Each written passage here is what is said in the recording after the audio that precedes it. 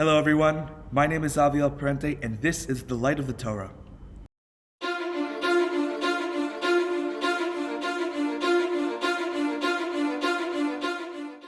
In this week's Parsha, Parshat Bo, we conclude our time as a nation in the land of Egypt. Our servitude is finally over. This week we read about the final three plagues, Arbeh, Choshech, and Makat Bechorot, locusts, darkness, and the final plague, the death of the firstborn. Right after Moshe and Aaron warned Paro and the Mitzrim, the Egyptians, about the final plague and what's going to happen, they go to the nation and they start preparing them. They give them certain laws to prepare them for the final exodus. They give them the law of Rosh Chodesh, celebrating the new moon, the new month. They give them the law of Korban Pesach, the sacrificial lamb which they're going to sacrifice. And they're commanded to relay this story every year on a holiday for generations to come, the holiday of Pesach. Now, as we know, as we've been taught since we were very young, the entire story of the Exodus is filled with these open miracles, supernatural and inexplicable phenomenon. And that's what we read in the Psukim, from the burning bush to the 10 plagues to next week, the splitting of the sea. Everything about this story screams open miracle that cannot be explained by science or logic. And that's what we celebrate on Pesach. We're commanded to teach our children and our children's children that with great wonders and miracles, God smote our enemies and saved us from servitude. That's the entire holiday of Pesach.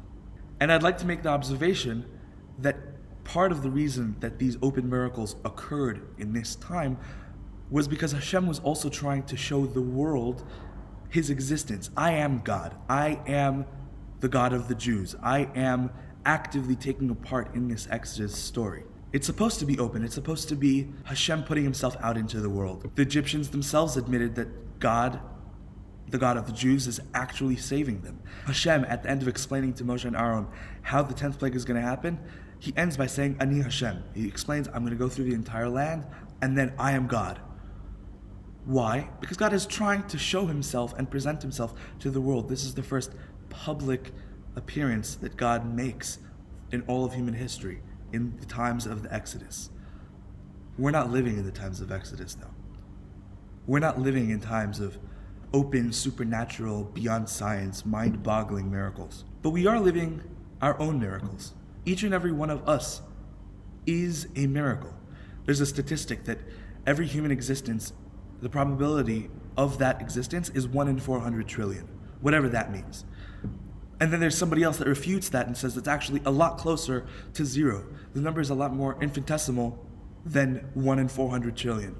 We are each our own miracles, and if you factor in all of the different things, how crazy the story between the meeting of our parents was, or our great-grandparents almost perishing in the Holocaust, or you can factor in so many different points, our existence, us standing here today, shouldn't be possible. And we don't recognize that as a open miracle, as a supernatural phenomenon. But it is a miracle nonetheless, and it is certainly worth being celebrated.